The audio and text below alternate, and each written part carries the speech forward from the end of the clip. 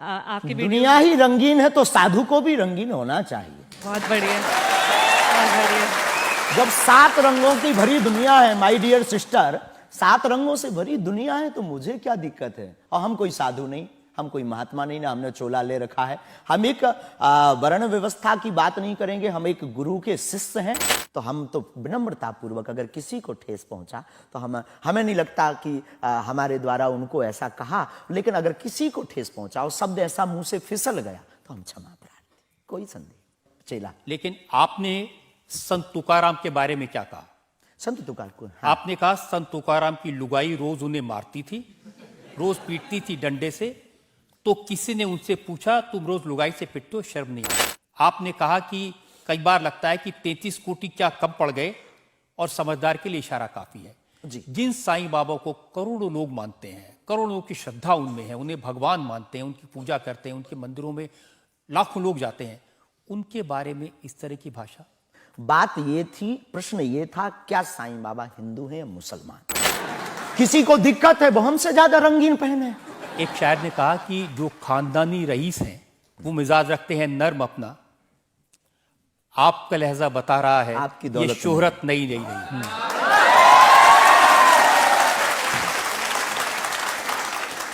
लोगों को लगता है। और दुनिया का प्रत्येक हनुमान भक्त धनवान है जिसके जीवन में हनुमान है। अब वो निर्धन है इस दुनिया में जिसके जीवन में भगवान नहीं, वो निर्धन है। और अगर बाप हनुमान हो और धनवान हनुमान हो और उनका भक्त अगर रंगीन ना हो, पीला लाल ना हो, जब हनुमान जी लाल देह लाली से हो सकता तो लाल पगड़ी क्यों नहीं हो सकती? जैसे आपने एक पत्रकार को कहा कि तुझे नंगा कर दूंगा, यह साधु की भाषा तो नहीं हो सकती, यह संत की भाषा तो नहीं हो सकती। ब्राह्मण समाज पर कमेंट करने वाले एक व्यक्ति को आपने कहा मूर्ख, ठठेरी के बरे, नकट्टा।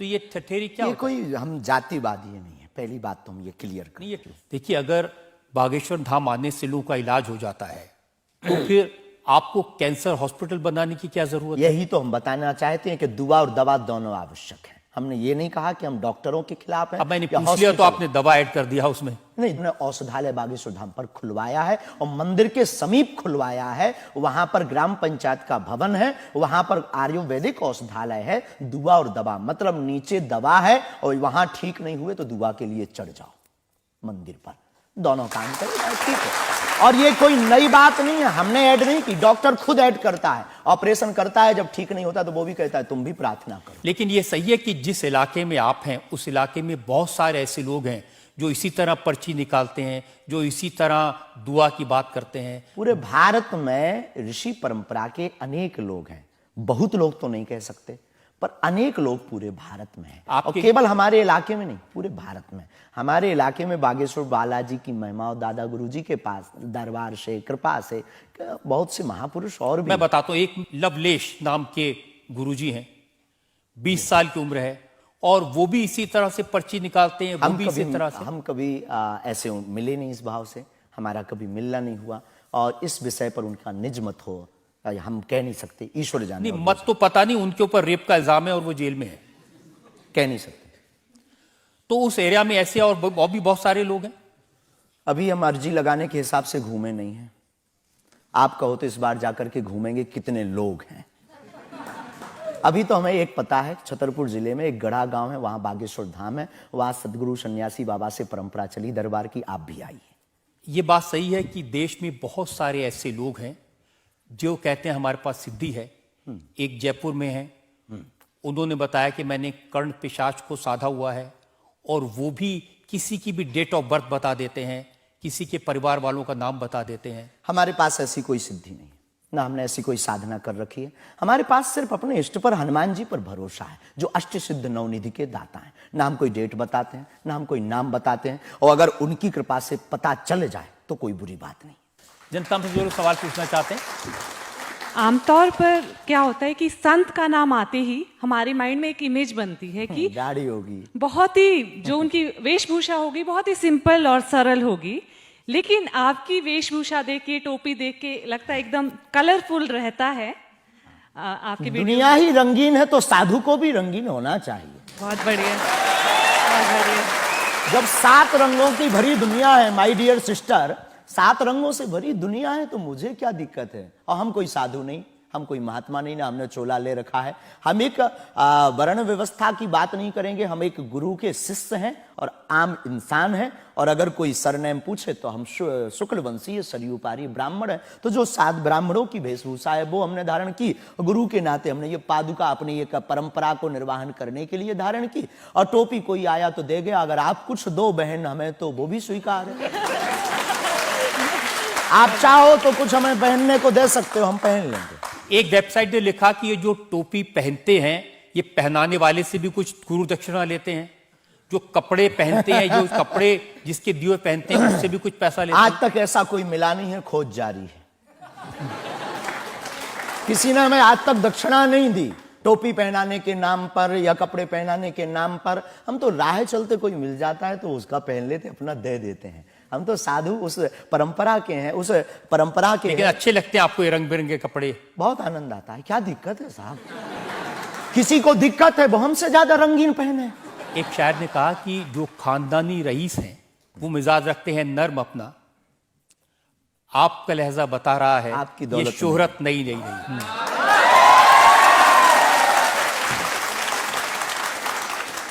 लोगों को लगता है, हमें लगता है कि हमारे जीवन में न हमें धन प्रिय है, न मान प्रिय है, न सम्मान प्रिय है, हमें हनुमान प्रिय है। और हमने जब से जन्म लिया तब से हम धनवान हैं, क्योंकि हमारे हनुमान हैं। और दुनिया का प्रत्येक हनुमान भक्त धनवान है जिसके जीवन में हनुमान है। और वो निर्धन है इस दुनिया में जिसके जीवन में भगवान नहीं, वो निर्धन है। और अगर बाप हनुमान हो और धनवान हनुमान हो और उनका भक्त अगर रंगीन ना हो, पीला लाल ना हो, जब हनुमान जी लाल देह लाली से हो सकता तो लाल पगड़ी क्यों नहीं हो सकती? ये मुझे पता चल गया है कि आप इसी तरह की डायलॉग बाजी करके ही इतने पॉपुलर हुए हैं। आपकी अदालत में अगला इंसान। आपकी अदालत में बागेश्वर धाम के प्रमुख धीरेन्द्र कृष्ण शास्त्री पर इल्जाम है कि ये असभ्य भाषा का प्रयोग करते हैं। शास्त्री जी, कुछ लोग आपको पीठाधीश्वर मानते हैं, कुछ लोग गुरु मानते हैं, लोग महाराज कहते हैं, बड़ा आदर करते हैं, कोई संत कहता है, लेकिन आप जिस भाषा का प्रयोग करते हैं वो इस गरिमा के अनुकूल नहीं लगती कई बार। जैसे आपने एक पत्रकार को कहा कि तुझे नंगा कर दूंगा, ये साधु की भाषा तो नहीं हो सकती, ये संत की भाषा तो नहीं हो सकती। ब्राह्मण समाज पर कमेंट करने वाले एक व्यक्ति को आपने कहा मूर्ख, ठठेरी के बरे, नकट्टा। तो ये ठठेरी क्या ये होता कोई हम जातिवादी नहीं है, पहली बात तो हम ये क्लियर करें। नहीं, ये ठठेरी क्या होता है? ये हमारे बुंदेलखंड का एक भावनात्मक शब्द है, ठठरी। जब माताएं बड़ी आवेश में होती है और बालक कोई गलती कर देता है तो माताएं अपनी बालक को कहती हैं, अरे ठठरी के बरे सुधर जा, न कटा। तो हम बहुत गांव के भोले भाले अनपढ़ गवार आदमी हैं, अंगूठा छाप है, ठीक से पढ़ाई की नहीं, तो गवार आदमी है। तो जो माँ की हमारी जो परंपरा है, जो पारिवारिक बोलचाल है, उस पारिवारिक बोलचाल में अगर कोई साधु के ऊपर टिप्पणी उठाएगा, रामचरितमानस पर टिप्पणी उठाएगा या भगवान पर टिप्पणी उठाएगा, तो स्वभावश सनातनी हिंदू होने के नाते वो लहजा निकल जाता है। और सठे साठ्यम समाचरित, ये भी कौन सी गलत बात है? अगर कोई भगवान को गाली बके और हम उसको श्रीमान जी कहें, स्वामी जी कहें, भगवान कहें, तो हमें तो नहीं लगता कि वो बिनय ना मानत जलद जड़ गए 3 दिन बीत, और बोले राम सकोप तब भय बिन हो ये न प्रीत। देखिए, आप अपने आप को बड़े पढ़ा लिखा गवार कह करके तो नहीं छुप सकते उसके पीछे। आपने उनसे कहा कि तू मुझे मिल जा, मैं तुझे मसल दूंगा। बहुत अच्छा, हाँ, ये हमने कहा, ये तो अच्छी भाषा तो नहीं। क्योंकि उन्होंने कथावाचकों को पाखंडी कहा था, जिस विषय पर आपने ये टिप्पणी किया है। उन्होंने कथावाचक, हमने कहा कथावाचक हो सकते पाखंडी, पर पर्टिकुलर नाम लीजिए, सब नहीं हो सकते। इस भारत में जगतगुरु स्वामी रामभद्राचार्य भी है, मुरारी बापू भी कथा व्यास है, पूज्यपाद श्री मलुक पीठाधीश्वर भी कथा व्यास है, उनमें एक दास भी है। ये महापुरुषों पे आज तक कोई इल्जाम नहीं है, और इन महापुरुषों पर इल्जाम नहीं है तो सब कथा भाई एक पत्रकार गलत हो सकता, सब नहीं हो सकता। हम अगर सबको कहें कि सब पत्रकार ऐसे होते हैं तो ये हमारी धूर्तता होगी। तो उसने सब कथावाचकों को ऐसा कहा था, तब हमने उसको कहा था कि भाई अगर तुम ऐसा कहो तो महापुरुषों के बारे में तो किसी को नहीं कहना चाहिए, तो बात ठीक है, तय है। रामचरितमानस के बारे में नहीं कहना चाहिए तो तय है। तो उसके लिए अगर ऐसा मसला कह दिया समझाने के लिए, वो है तो हमारा चेला। लेकिन आपने संत तुकाराम के बारे में क्या कहा? संत तुकार को हाँ। आपने कहा संत तुकाराम की लुगाई रोज उन्हें मारती थी, रोज पीटती थी डंडे से। तो किसी ने उनसे पूछा तुम रोज लुगाई से पिटते हो, शर्म नहीं आती? उसमें बोलचाल की भाषा में थोड़ा सा वो हुआ। हमने एक कथा पढ़ी थी एक पुस्तक में, उसमें लिखा था कि उनकी पत्नी झगड़ालू, बड़ी ईर्षालु थी, बड़ी विचित्र थी, और वो संत तुकाराम जी को एक बार गन्ने के लिए भेजती, गन्ना वो एक लेकर शाम को आते तो वो उनके शरीर पर प्रहार कर देती, एक गन्ने के 2 टुकड़े हो जाते। पर तुकाराम बहुत अद्भुत महापुरुष थे, उन्होंने कहा देख तू कितनी ज्ञानवान है, पहले गन्ना एक था हम लोग 2 थे, तूने मेरे शरीर पर प्रहार करके गन्ने के 2 टुकड़े कर दिया, अब एक तू चूस एक मैं लूं।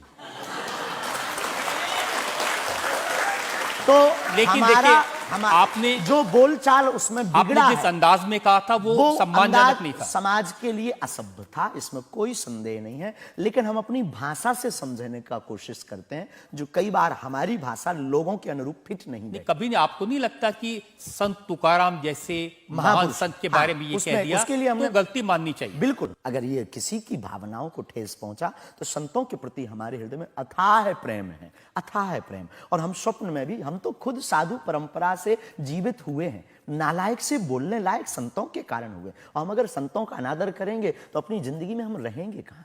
तो हम तो विनम्रता पूर्वक अगर किसी को ठेस पहुंचा तो हमें नहीं लगता कि हमारे द्वारा उनको ऐसा कहा, लेकिन अगर किसी को ठेस पहुंचा और शब्द ऐसा मुंह से फिसल गया तो हम क्षमा प्रार्थी, कोई संदेह। अब मैं एक और उदाहरण आपको बताता हूँ। अच्छा किया कि आपने क्षमा प्रार्थना की, ये करना ही चाहिए। साधु संतों के बारे में अगर गलती से मुंह से कुछ निकल जाए, बहक करके अगर हो जाता तो कोई दिक्कत। आप बात कर रहे थे साईं बाबा के बारे में, और आपने कहा कि हमने सुना वो चांद मियां निकले। हाँ सुना। आपने कहा कि कई बार लगता है कि 33 कोटि क्या कम पड़ गए, और समझदार के लिए इशारा काफी है जी। जिन साईं बाबा को करोड़ों लोग मानते हैं, करोड़ों लोग की श्रद्धा उनमें है, उन्हें भगवान मानते हैं, उनकी पूजा करते हैं, उनके मंदिरों में लाखों लोग जाते हैं, उनके बारे में इस तरह की भाषा? बात ये थी, प्रश्न ये था क्या साईं बाबा हिंदू हैं या मुसलमान? हमने कहा हम तो उस वक्त थे नहीं भाई साहब, अगर होते तो देखते टोपी पहनते थे कि माला। तो हमने जो सुना है, कोर्ट ने कहा, ऐसा एक पत्रकार में पत्र वार्ता में निकला है कि वो चांद मियां है। उन्होंने, उनके जो कमेटी के लोग हैं, उन्होंने क्षमा मांगी, तो हमने यही बात उनको बता दी, बस प्रेस की बात बता दी। तो हमसे ज्यादा ये आरोप जिस पत्रकार ने ये छापा है उस पर उठना चाहिए। नहीं, लेकिन आपके कहने से लोगों की भावनाएं आहत हुई। हमारा किसी भी संत के प्रति अनादर नहीं, सब धर्मों के प्रति सम्मान है। जो जिस धर्म को मान रहा बलपूर्वक उसको मानना चाहिए। हम सिर्फ अपने धर्म के कट्टर हैं, सिर्फ ये बताना चाहते हैं। तो साईं बाबा का सम्मान करते हैं आप? बेझिझक, संत के नाते, संत के नाते बेझिझक। हमें बाबा साईं बाबा से क्या आपत्ति है, क्या विपत्ति है? हमें अपने आप से आपत्ति नहीं है, हमें किसी साधु से कैसे आपत्ति हो सकती? क्योंकि जिस सनातन धर्म की आप बात करते हैं वो वसुदेव कुटुंबकम सबसे पहले तो संयम, धैर्य, भाषा पर नियंत्रण, ये सब। लेकिन कब तक धैर्य, कब तक संयम? राम की यात्रा पर कब तक पत्थर सहेंगे? पालघर के संतों को बर्बरता के साथ मारा जाता है, कब तक सहेंगे? रामचरितमानस की प्रतियां जलाई जाती हैं, कब तक सहेंगे? संतों को पाखंडी इस देश में बताया जाता है, कब तक धैर्य और संयम रखें? एक दिन भगवान का भी धैर्य खो गया था और उन्होंने भी बाण मार करके समुद्र को सुखा दिया था और रावण का दमन कर दिया था। तो हम कब तक धैर्य, ये भोले भाले लोग, ये भोले भाले सनातनी कब तक ये धैर्य सहेंगे? और एक बात हम आपकी अदालत में बोल देते हैं, सनातन के लिए अगर हमारे प्राण जाते हों और अगर लोगों की दृष्टि में हम असंयमित हैं तो ये हमें बने रहने दीजिए। देखिए, सनातन धर्म के बारे में आप अच्छी बातें कही, किसी को आपत्ति नहीं है, लेकिन अभी जो मानवता आप और इतनी सनातन। जोर जोर से कह रहे थे कब तक बर्दाश्त करें, कब तक बर्दाश्त करें, तो कौन आपको बर्दाश्त करने को कह रहा है? जो ये प्रतियां जला रहे हैं, जो संतों को मार रहे हैं, जो सनातन के खिलाफ झूठा प्रचार कर रहे हैं, जो संतों के खिलाफ और सनातन की संस्कृति को छिन्न भिन्न करने के लिए मूवी बना रहे हैं। जब आप ऐसी बातें कहते हैं ना, तो असदुद्दीन ओवैसी जैसे लोगों को ये कहने का मौका मिलता है कि इन लोगों को अनाप शनाप बातें करने का अधिकार दे दिया सरकार ने। उनको लगता है कि इस तरह की बातें करते हैं उससे समाज में नफरत पैदा होती है, दीवारें खड़ी होती हैं। हम करें तो चोरी, वो करें तो सीना जोरी। उनके मंचों से मारने काटने की बात होती तब नहीं, अक्षरधाम में 40 हिंदुओं को मारा जाता तब नहीं है, उनके खुले मंच पर धर्म परिवर्तन करवाया जाता है तब कुछ नहीं होता है। उनके खुले मंच पर संतों को, कितने संतों की हम आपको वीडियो क्लिप ना दिखा दें, उनके खिलाफ टिप्पणी की, गाली बकी गई, यहां तक कि हमको भी रोज 500 गालियां आज दी जा रही। तो क्या ये सही है? शास्त्री जी, हिंदू समाज में भी ऐसे बहुत सारे लोग हैं जो इस तरह की भाषा का इस्तेमाल करते हैं, जो इस तरह की धमकियां देते हैं, जो दूसरे धर्मों की भावनाओं को हमें नहीं आहत लगता करते कि हिंदू समाज धमकियां देता है, जवाब दे। समाज नहीं, हिंदू समाज में भी कुछ लोग ऐसे वो हैं कुछ लोग अगर जो हैं इसी तो तरह का भाषा का इस्तेमाल सबका करते तो नहीं कह सकते, पर हम प्रत्युत्तर दें। नहीं, जो लोग ऐसे लोग हैं उनके लिए भी आपको उसी सख्ती से बोलना चाहिए। हम किसी भी पंथ के विरोधी नहीं हैं, हम सनातन धर्म के कट्टर हैं, और सनातन का विरोध हमें मुसलमानों से डर नहीं है, ना पादरियों से, ईसाइयों से, अपने में भी रहने वाले कुछ जय चंदों से भी डर है जो सनातन का विरोध कर रहे हैं। हम उनके खिलाफ भी बोलते हैं। और ये जो मसलने वाला विषय है, ये मसलने वाला विषय जो हमने बोला है, वो किसी मुसलमान के लिए नहीं बोला, एक हिंदू व्यक्ति के लिए ही बोला, जब उसने संतों पर उंगली उठाई थी। और बोलना हमें मौलिक अधिकार है, हम भी भारतीय नागरिक हैं। मुसलमानों से कुछ परेशानी है? बिल्कुल भी नहीं, हमारे तो मित्र भी हैं। मैंने तो ये हमें भी कोई सुना कि आपकी बहन की शादी एक मुसलमान से पैसे लेकर सहयोग आपने दी, करवाई हाँ। थी। आज भी हमारा मित्र, अभी 5 दिन पहले ही मिला, चाय भी पी। और हमारा लगभग 500-600 मुसलमान परिवार है जो आत्मा से जुड़े हैं। इस भारत का प्रत्येक नागरिक अपने हृदय पर अगर हाथ रखे ना, अब मीडिया में वो कुछ भी बोले, तो उसकी रंगों में राम और कृष्ण का ही ब्लड बह रहा है।